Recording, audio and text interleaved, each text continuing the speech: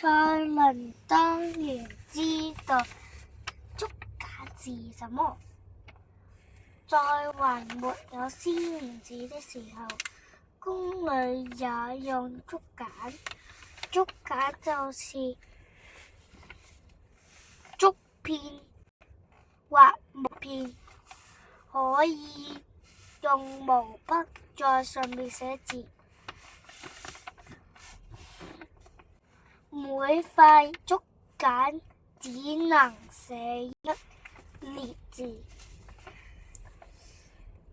一篇文章要用到好多塊竹簡，然後用繩子把這些竹簡串起來，就像竹簾子一樣。看的時候攤開，不放的然後捲起來。第二天，蔡倫就帶着這個工匠開始做起了實驗。蔡倫找來樹皮、麻葉，放到大鍋裏。工匠還抱來了紗布和荷爾蒙，也放進鍋裏。他們在鍋裏加上水，用大火煮。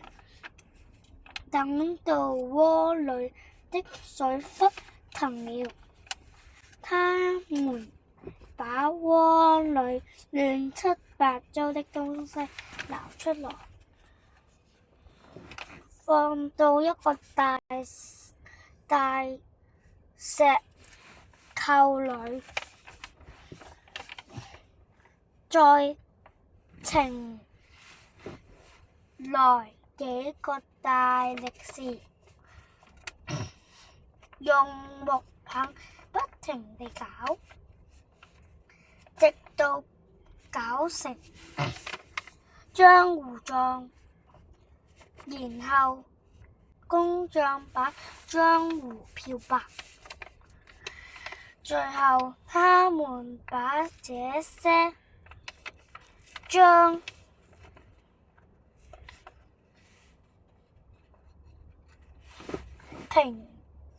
平鋪在席紙上，鋪得又薄又滑。等這層漿乾了，工匠撕下來一看，高興地大叫：這的確是張完整的紙呀！蔡倫在紙上試着寫了幾個字，興奮地說：成功了！這張紙比原來的絲棉紙吸墨快，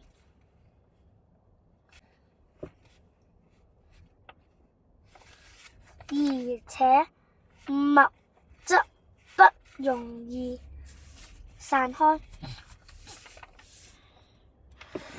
蔡倫造紙完成後，成功後，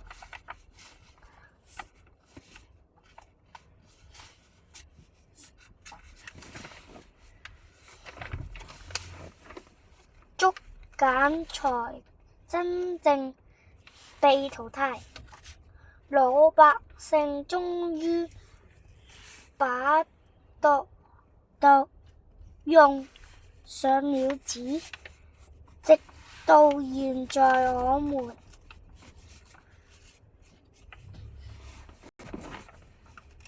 別用的宣紙、面紙、使用的宣紙、面紙，還沿用着當初蔡倫造紙的方法。